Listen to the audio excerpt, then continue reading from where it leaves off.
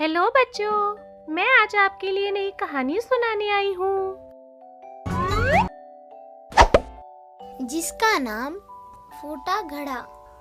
एक गांव में श्याम नाम का किसान था। उसका एक छोटा सा खेत था। उसके पास 2 मिट्टी के घड़े थे, जिसे वह रोज अपने घर के लिए पानी लेकर आता था। लेकिन उनमें से एक घड़ा फूट चुका था नदी से पानी लाने पर, जिसकी वजह से एक घड़ा भरा हुआ रहता था और दूसरा आधा ही भरा हुआ रहता था। फूटा घड़ा बहुत शर्मिंदा रहता था कि वो आधा पानी ही घर पहुंचा पाता है। सही घड़े को इस बात का बहुत घमंड था कि वो पूरा का पूरा पानी घर पहुंचाता है। इसलिए वो फूटा घड़े को कहता है कि तू आधा पानी लाकर मालिक का मेहनत बेकार कर देता है।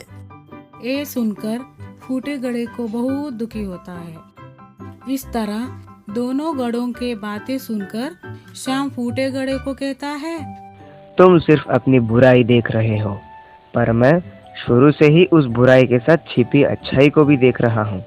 इसलिए मुझे कभी भी तुम में कमी दिखाई नहीं दी। तुम्हें ऐसा क्यों लगता है कि तुम मेरे किसी काम के ही नहीं हो? जाने अनजाने में तुमने मेरी बहुत मदद की है। पर वो कैसे?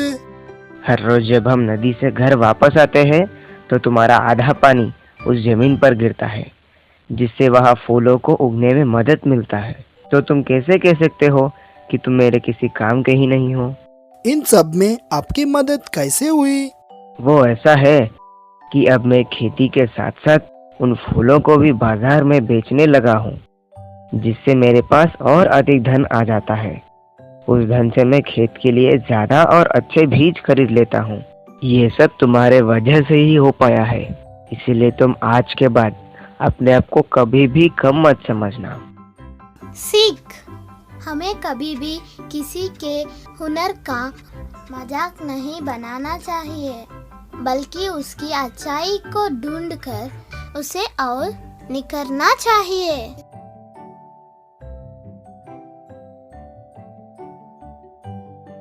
दोस्तों, ऐसे ही प्यारी प्यारी कहानी देखने के लिए हमारे चैनल को सब्सक्राइब करिए।